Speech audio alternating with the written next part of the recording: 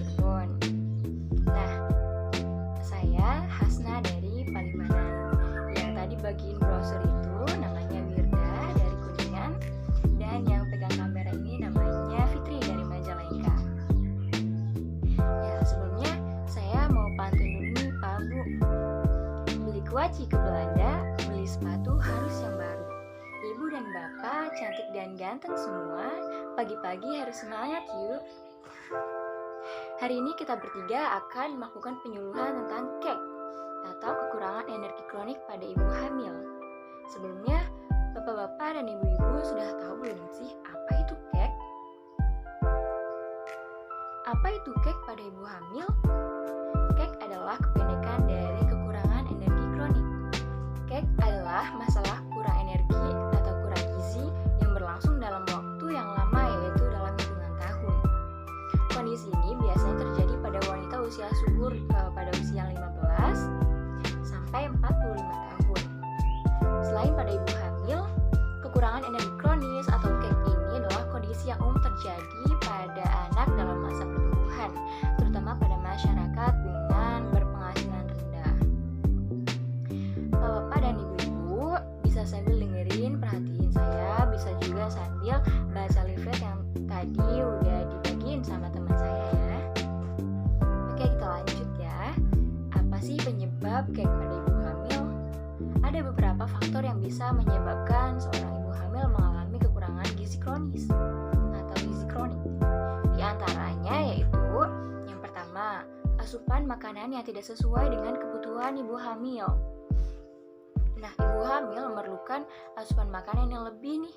Hal ini tentu tidak sama dengan wanita normal yang seusianya.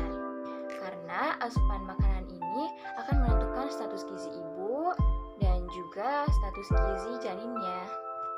Ketika ibu hamil tidak terpenuhi kebutuhan energinya, janin yang dikandungnya juga berisiko mengalami kekurangan gizi nih Pak Bu. Jadinya pertumbuhan dan perkembangan janinnya bakal terhambat. Yang kedua, usia ibu hamil yang terlalu muda atau usia yang terlalu tua. Nah, usia ini juga memengaruhi status gizi ibu hamil. Misalnya, seorang ibu yang masih sangat muda, bahkan masih tergolong anak-anak alias kurang dari 18 tahun, masih mengalami pertumbuhan dan perkembangan. Apabila ia hamil, bayi yang dikandungnya akan bersaing dengan si ibu mudanya nih untuk mendapatkan zat gizi karena sama-sama masih mengalami pertumbuhan dan perkembangan. Nah, persaingan ini yang kemudian mengakibatkan ibu mengalami kekurangan energi kronis. Lalu yang ketiga, beban kerja ibu terlalu berat. Aktivitas harian juga berpengaruh pada status gizi ibu hamil. Ini karena setiap aktivitas membutuhkan energi. Jika ibu melakukan aktivitas fisik yang sangat berat setiap harinya, sedangkan asupan makannya sedikit atau tidak tercukupi, otomatis ibu hamil ini sangat rentan mengalami kekurangan energi kronik atau kek. Lalu yang keempat, penyakit infeksi pada ibu hamil.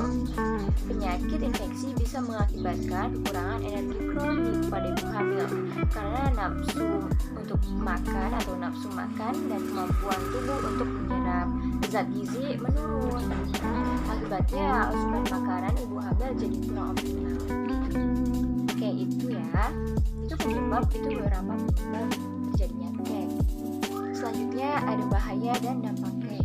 Kehamilan yang sehat merupakan keinginan bagi semua ibu hamil. Oleh karenanya, kehamilan yang sehat harus dijaga. Salah satunya dengan pola hidup sehat, yaitu mengonsumsi makanan yang bergizi. Gizi seimbang penting bagi ibu hamil untuk pertumbuhan dan perkembangan janin di dalam kandungan. Semakin baik gizi ibu hamil, maka semakin baik pula proses pertumbuhan dan perkembangan janin dalam rahim. Ibu hamil yang mengalami gizi kurang atau gizi buruk dapat menyebabkan anemia, perdarahan, tidak ada penambahan berat badan secara normal. Sedangkan pada bayi dapat menyebabkan berat badan bayi lahir rendah, lalu setelah bayi lahir akan mengalami IQ-nya di bawah rata-rata. Lalu pertumbuhan dan perkembangan terhambat, bisa juga mengalami prematur, lalu anemia pada bayi baru lahir, lalu bayi mudah terinfeksi. Salah satu faktor penyebab tingginya angka kekurangan gizi pada masa kehamilan adalah kurangnya pengetahuan ibu hamil tentang gizi masa kehamilan. Nah, jadi sebagai ibu, sebagai bapak harus tetap menambah pengetahuannya, harus mau belajar. Lalu selanjutnya adalah cara mencegah kek atau kekurangan energi kronik pada ibu hamil.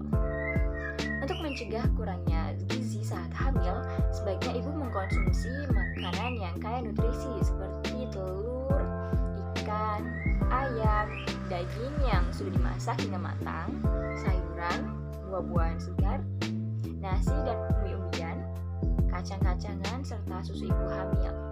Pada dasarnya, kekurangan energi kronik atau kek pada ibu hamil ini dapat diatasi dengan melakukan perbaikan gizi. Namun, jika kondisinya cukup parah, mungkin diperlukan penanganan khusus di rumah sakit.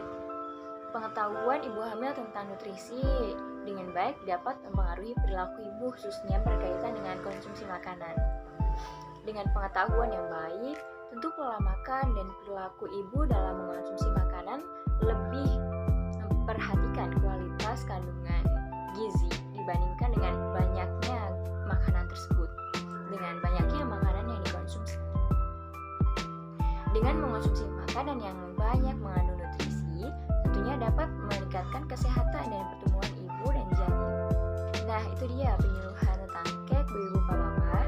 Semoga pembelajaran kita hari ini bisa bermanfaat untuk ibu dan janinnya dan bapak-bapak semuanya. Terima kasih atas perhatiannya. Kurang lebihnya mohon maaf. Saya ada pantun lagi nih, ibu dan bapak-bapak. Jalan-jalan ke Medan membeli bakwan. Malu bertanya sesat di jalan, banyak belajar, bermanfaat kemudian. Sekian dari saya yang dapat saya sampaikan. Sekian dari kami semuanya. Wabillahi taufiq wal hidayah.